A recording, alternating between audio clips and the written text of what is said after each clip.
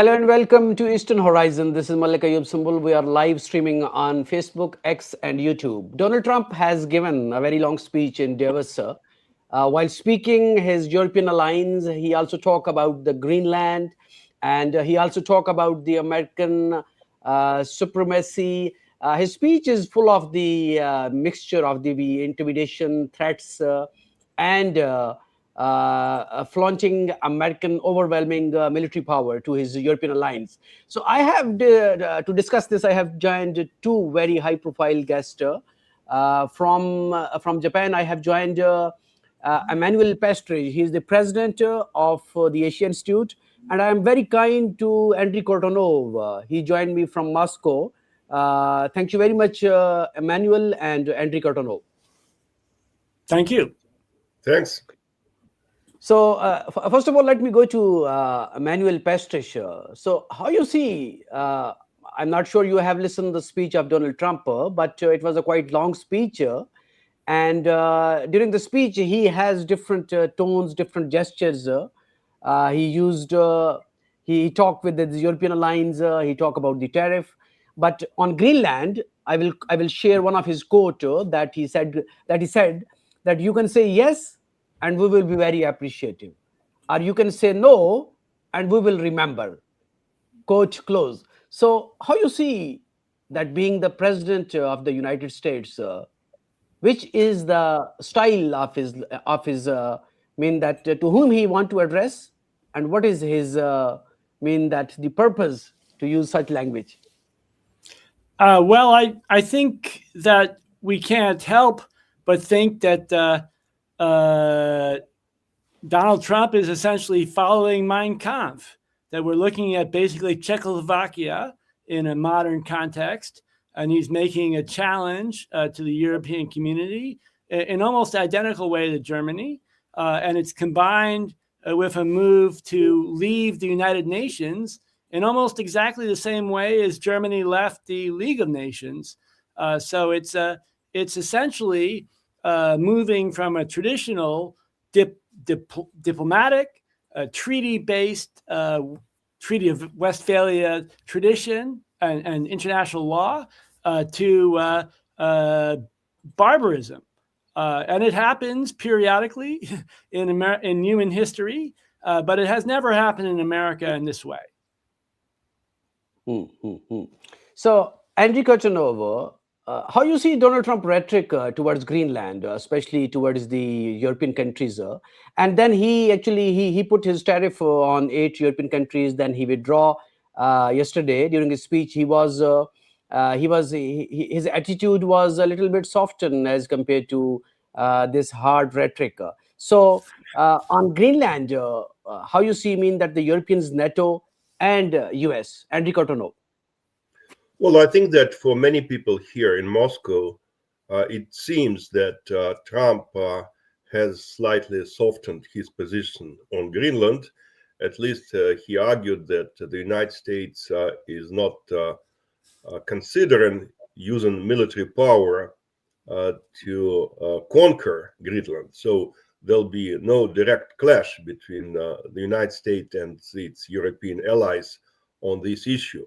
So that potentially opens a room for a compromise.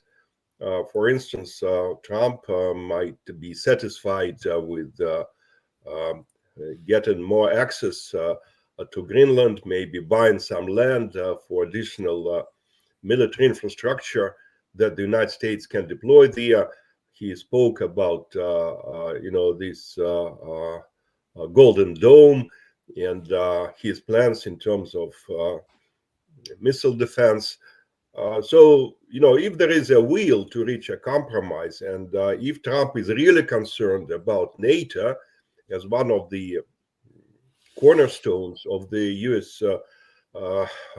Foreign policy for, last almost 80 years, then, he should find it appropriate to not to avoid steps that might provoke the collapse of the transatlantic unity. However, the fact is that we don't know where his red lines are. It also, it seems that he, does not really respect his European partners. He, for instance, he made public personal correspondence with President uh, Macron, which is not a very polite gesture. At least I think it is not common in diplomatic practice to make such personal correspondence public. And he, I think, he summoned Vladimir Zelensky to come to Davos today. We don't know whether they have already had a meeting and whether they were able to bridge the gaps in their views on the peace settlement. On the other hand, later today, Steve Witkoff will come to Moscow, and he gave a press conference in Davos arguing that basically there is only one remaining issue left before the deal can be cut. So it's very unclear, very murky, and it's very difficult to distinguish between pure rhetoric and real political progress, if there is any progress. So, Emmanuel, my question to you is this: that when Donald Trump mean that talk, especially towards this European alliance, so do you think that there is something that is very serious going on between European Union and the United States? So not only United States, but also Canada, terms and conditions with the United States. Because the way that Donald Trump talk mean that in the form of the threats, intimidations, and with a different kind of the language. So is there any previous precedent we saw in the U.S. History that the U.S. president will talk like this? So how you compare, and what do you think that the psychology of this behavior towards the Europeans and other allies? Right. Well, it certainly is not the first time the United States has waged war with Europe, so we shouldn't be naive. In terms of what actually is going on here, it's probably a interference pattern. On the one hand, there's a strategic effort on the part of the Trump administration to create unpredictability, chaos, and uncertainty as a way of creating disorientation, both in the international community, but also domestically, so that their actions cannot be anticipated, and that would strengthen their hand. On the other hand, the potential for some sort of a conflict in terms of trade, in terms of cooperation, in terms of even military conflict with Europe is entirely possible. And there are, I think, two elements to that. The first is that although the United States previously, Trump is, of course, hard to know, but previously had postulated China and Russia as the sort of big rivals, in fact, in terms of day-to-day, in technology especially, the big rivals for the United States are Japan and Germany. If you go to any semiconductor factory in Taiwan or Korea or in China, the machine tools are made primarily in Germany, some in the Netherlands, and in Japan. So Germany is a potential threat for the United States, and this has been sort of kept undercover for a long time. But with Trump, it's coming to the surface. And then the second issue is the question of the Arctic. And this has been sort of under wraps, not a secret. The United States has extensive, so has Russia and China, and probably Germany as well, plans for war in the Arctic. And they are related to the accelerating impact of climate change, which would lead to Greenland perhaps being inhabitable and maybe preferable as a place to live over the next 30 years. And also, of course, natural resources and its strategic positioning in a possible war in the Arctic, which would take various different forms. We could talk about that later.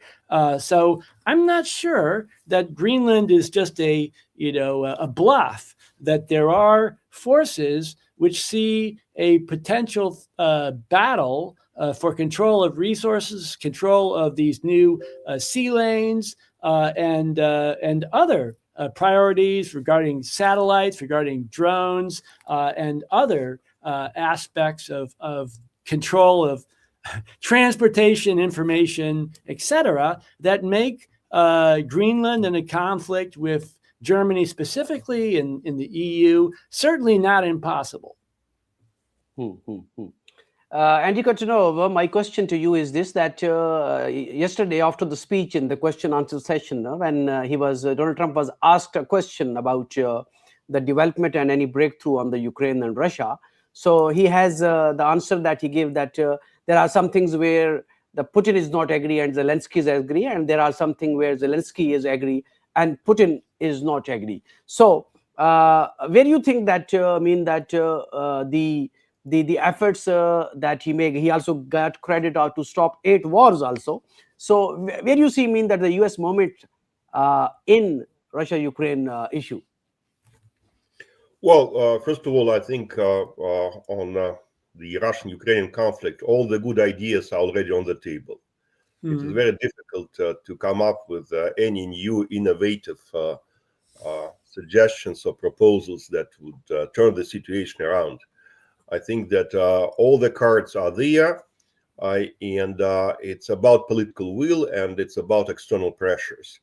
And this is exactly what Trump is trying to do. He would like to exercise pressures on both Moscow and Kyiv. He has some positive incentives, offering both sides some lucrative economic deals after this conflict is over. He says that it will be an investment bonanza, and both Russia and Ukraine will profit immensely by allowing American companies to get and to explore mineral resources and energy deposits and other opportunities that might emerge there.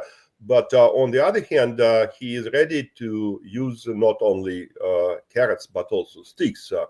In terms of Ukraine, of course, the most important stick is that the United States might limit or might even terminate its current military support for Kyiv. It might deprive the Ukrainian side of the information sharing, which is important for Ukraine in terms of continuing this conflict. And as far as Russia is concerned, of course, the big stick is a new wave of sanctions. In October of last year, Trump has announced new sanctions against major Russian energy companies, Lukoil and Rosneft, and this decision complicated Russia's relations with traditional partners like China and India.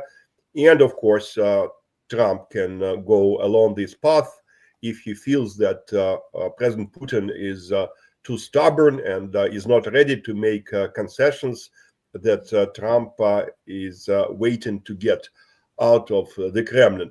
Today, maybe later today, we will know better whether there is any progress in these negotiations. Steve Witkoff and Jared Kushner are meeting Putin in the Kremlin, and that might be an important step forward. Though, again, I think it would be premature to argue that a breakthrough is possible. Emanuel, so where you see Trump peace board? Because at one side he is undermining the international law. At one side he is withdrawing the treaties, he is withdrawing the different agreements, but simultaneously he is trying to build up his own peace board. So how you see this peace board in which he is asking the countries to get the subscription of a very heavy amount? So is this a parallel club that he wants to build in parallel to the United Nations? Well, it certainly starts out in that way, and it's basically packed with the president of the World Bank, Kushner, his son-in-law. I can't remember all the 6 members. President, of course, he is chairman for life.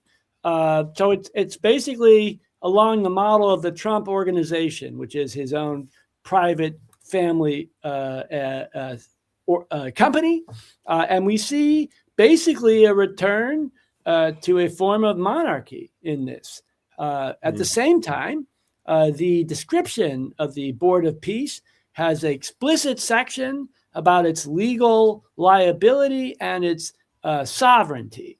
So it basically presents itself as the equivalent to the United Nations, or to a nation state or a super nation state with complete immunity, no responsibility to international law, to law in any particular country, or to any agreed upon common practices. That includes potentially currency, includes trade, includes arms treaties, etc. And this is originally posited for Gaza, but it's open-ended. It could obviously be extended overnight to Greenland, or for that matter, the United States. And it opens the door to a sort of monstrosity of global governance. And I guess I would want to quote Gramsci, the Italian philosopher, who said that the old, he talked this in the 1920s, he said, the old order has died, but a new system is still struggling to be born. So this is the age of monsters. And that's essentially what we have. The old order, after 1945, United States, the center, for better or worse, and the United Nations, World Bank, Bretton Woods, etc., has collapsed. But a new system has not been born yet. And so we have these monsters popping up in that political, ideological, civilizational vacuum. Mm-hmm. And Ikotono, my same question is to you, that where you see the future of this peace board. And at one side, he actually undermines the United Nations and then trying to build his own peace board. So do you think that there is any acceptance, or there is any chance that this peace board will have some international recognition from all the countries around the world? So how you think that Russia will respond, especially towards this Trump peace board? Well, let me start with saying that, of course, in certain ways, Trump is right about the United Nations. The United Nations badly needs reforms. It is very heavy, very bureaucratic, very slow. It is underfunded. And if we look around at the most recent conflicts, like the conflict in Ukraine, or in Gaza, or other clashes that happen all over the world, we will see that the United Nations and its Security Council are not really engaged in trying to manage these conflicts, partially because the Security Council is divided, and it's very difficult to reach any consensus about permanent members. But there are other problems with the United Nations that have to be addressed. But if you look at the peace board, you'll see that there are even more problems with this idea, assuming that this idea is going to work out, which we cannot take for granted. But the first question is about legitimacy. It's a kind of a private club. I would say luxury club. You have to pay $1 billion to become a permanent member. It's only by invitation from Donald Trump. Yeah. And of course, if you look at the who was invited to join, you'll see that there are only 2 countries from Africa, Egypt and Morocco. Only 3 countries from Latin America. So what kind of legitimacy this club can have? Then the decision-making process, again, I agree completely. It's like an absolute monarchy. Trump can overrule any decision made by any collegial body within this board. He's accountable to nobody. He can stay there forever. Even if he is out of the White House, he might still have this position till he decides to retire, if he decides to retire, of course. And also, one of the problems is that if you look at the agenda, it is very selective. You take Gaza, and if you want to deal with Gaza, it's not just about infrastructure development there. It's about community building. It's about climate change. It's about human rights. It's about diversity. It's about very many things. And the United Nations, we might be very critical about the United Nations, but it has a lot of experience in managing all these dimensions. And I think that Trump and his peace plan take a very light approach to how Gaza can be fixed. And of course, the most important issue, which is the issue of the Palestinian statehood, is not even mentioned. And we know why it is not mentioned. Palestinians are not invited to this board. They have no say in their own future. So I remain skeptical. I hope that this plan will partially work. At least there'll be no escalation in the nearest future. And maybe Israel will withdraw from a part of Gaza. And that would already be a major accomplishment. But I don't believe that in 3 years, this concept might generate lasting peace and prosperity in the Gaza Strip. I think it's not very likely, unfortunately. Emmanuel, so the ranking of Donald Trump is sharply declining inside United States. Right. So with such plans, do you think that that how he further proceed, especially the midterm, and then that what are the statistics showing that that which kind of the major opposition he can face back at home? Right. Well, this is assuming that the democratic process is meaningful in the United States. And many of us are deeply skeptical about that on both sides, that the Democratic Party has ceased to play a role as an opposition party. And there are multiple signs of that. Basically, they complain about a few things here and there, but endorse almost all of Trump's policies over the objections of their own base. So that's one part of it. And the elections themselves we've had enormous distortions of the voting districts, what's called gerrymandering.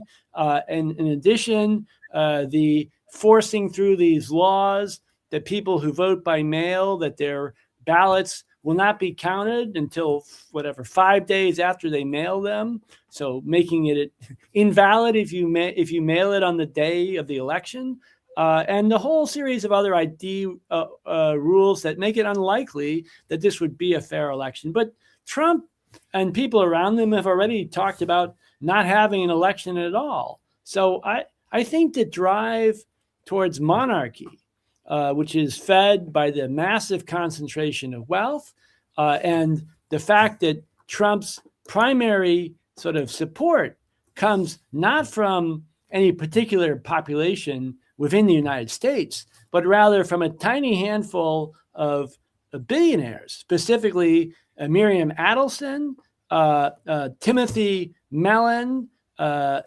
Peter Thiel, and to some degree Elon Musk and others, and that these are really who he plays to. And I think these people think that their control of finance, of money, of technology, and their global reach is sufficient, that they don't have to worry about what we think about their foolish board of peace, but they can force feed it to us and expand it into something which will essentially replace the United Nations, and that Greenland, Gaza, and then other parts of the world will be developed as, there's now a company called Praxis, which has contracts for Greenland to create these corporate-run, independent private cities, which will belong basically to billionaires and their companies.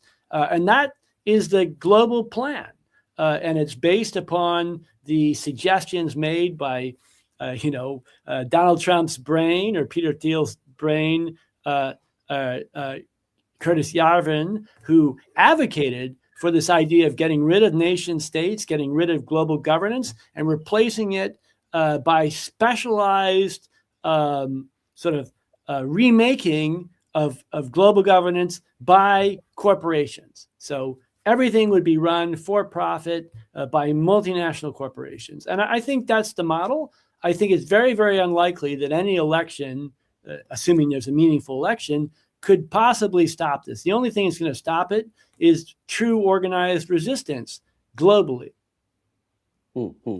And Kotonov, my question to you is this, that Donald Trump attitude, especially European countries, make them panic. Even the European Union President Ursula Levin, she also mentioned in her speech that the Europe has ultimately to build by his own security, to build his own security infrastructure, that they should have less reliance on the United States. So where do you see that in the future, the relation between the United States and the European Union? Because with every passing day, we see that Europeans are more becoming vulnerable in terms of their relation with the United States.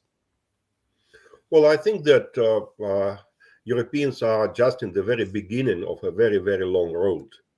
And it's not just about the economic or the technological dependence of Europe on the United States, though these dimensions are very, very important. It's also about what I would call political psychology. For generations, Europeans are used to the US leadership. If you go to any European capital, be it Berlin or Paris or London, you'll see that, of course, they keep a very close eye on the United States, and they are waiting for the guidance coming from the United States. And that didn't emerge overnight. It emerged over the last 80 years. And I think it would be not easy for Europeans to realize that they are now grown-ups and they have to take care of their own destinies. Right. There are attempts to do that, but I think that the inertia is still very powerful. And of course, there are also some material limitations. Europe confronts very many problems. It's, of course, the problems on the eastern flank of Europe, but also in the south. It's about finance. It's about technological gap. It's about many issues. Look at the recent report by Mario Draghi. It is very telling about the magnitude of problems that Europe has to deal with. But I think that Trump, especially his second term, is the point of no return for Europeans. Even if after Trump we'll see another Biden, which I personally don't think will happen. But if we see someone like Biden who would like to restore this transatlantic partnership and to get back and to forget about Trump as a nightmare, I don't think that you can fully restore this relationship. To some extent, I would hate to say that, but the damage is beyond repair. So I think that the process of the European emancipation will go on, but it will be a difficult and sometimes a painful experience for Europeans. I wish them well. Thank you very much, Emanuel Pastreich from Tokyo, Japan, and Andriy Kotonov. Really appreciate joining me from Moscow. Thank you very much. Thank you.